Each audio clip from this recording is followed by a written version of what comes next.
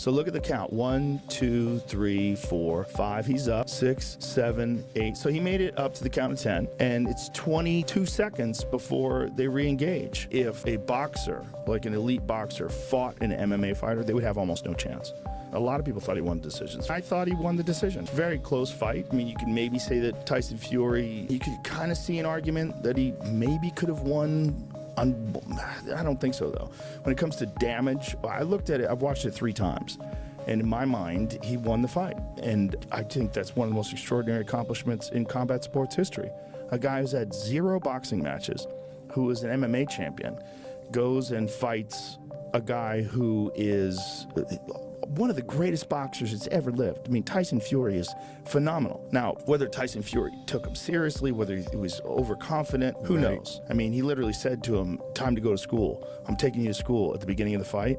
And then Tyson Fury said that? Yeah, and then when Francis dropped him in the 3rd round, after the fight, Francis was like, you are a shitty professor. And Francis is a real freak. He really rocked him. And by the way, check the amount of time that it took for him to get up. Like 23 seconds. 23 seconds.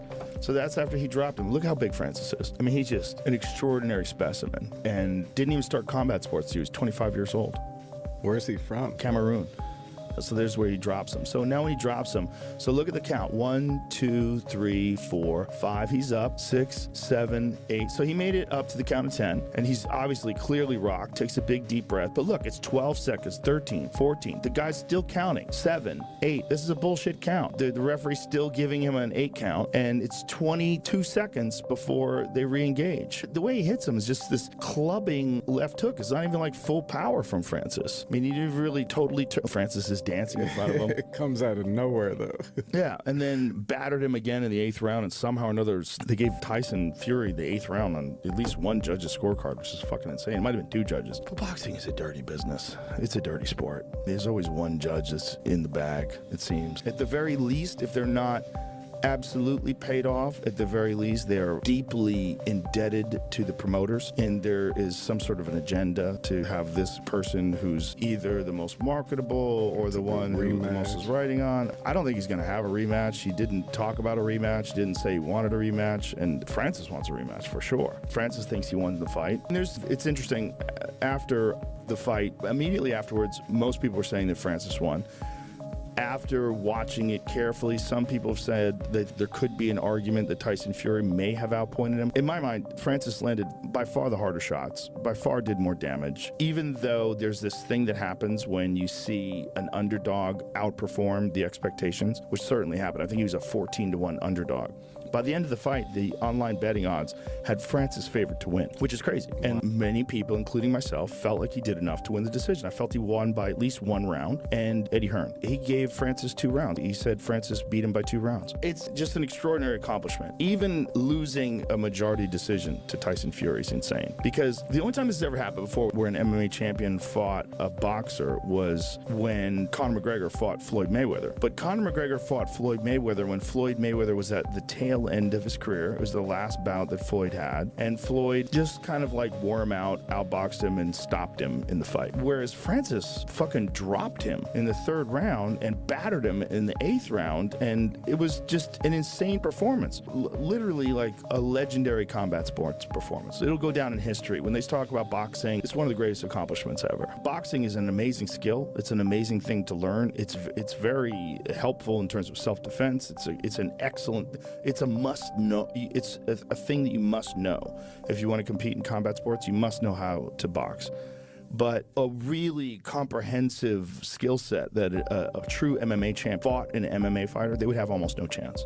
If Tyson Fury fought Francis Ngannou in an MMA fight and beat Francis in an MMA fight, that would be more extraordinary than Francis beating Tyson Fury in a boxing match.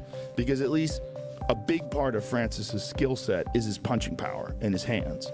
Whereas Tyson Fury has almost no experience in grappling, kicking, any of those skills. If he beat Francis in an MMA fight, that would be like the most incredible thing that anyone's ever done, ever. But no boxer, the only boxer that's ever even like at an elite level competed in MMA was James Toney fought Randy Couture. It was the end of James Toney's career. He had already accomplished incredible feats as a pure boxer and kind of just took it for a paycheck.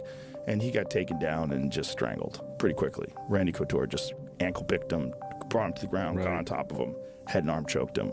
Once he got to the ground, it was like a foregone conclusion. Randy was going to destroy him. No boxer has ever said in the middle of their, like as if Manny Pacquiao in the middle of his prime said, I am going to fight MMA. That would be insane. And he would probably get his face kicked off. Probably get strangled, probably get taken down, strangled, and he would be helpless. It's a different skill set. There's so much more to MMA. To me, it's more exciting to watch. It's certainly more complicated. It requires more of you. You have to train in multiple disciplines. You're not just training in using your hands. You're training in kicking, elbows, punches, knees, takedowns, submissions, submission defense. The rounds are longer. They're 5-minute rounds as opposed to 3-minute rounds. 5 minutes is a long time. It's a long time. It's a long time. And in the old days, in the Pride days, in the old days of the UFC, there was no time limit. And then in the Pride days, which was one of the glory years of MMA in Japan, they would have a 10-minute first round. That was very hard. Dan Henderson said that was what separated the men from the boys, that 10-minute round. Because 10 minutes of straight fighting is crazy. Against a trained killer. And they would do this at like the Saitama Super Arena, which is like 90,000 people, the Tokyo Dome, these enormous venues. Not that boxing is not insanely difficult on your endurance as well, especially at a very elite level. It's next to wrestling, which is probably one of the most difficult things. It's about as hard a combat sport that exists, but MMA is the top. That's the top. The MMA champion is widely regarded by almost anyone who's an expert as being the baddest man on the planet. Whatever weight class it is, the MMA champion, for the most part, is going to dominate someone who is just a boxer. Right. For the most part. But you know, you've got some guys like Mike Tyson. If someone taught Mike Tyson kicking defense and how to take people down, good fucking luck. Good fucking luck when that guy's coming at you throwing punches.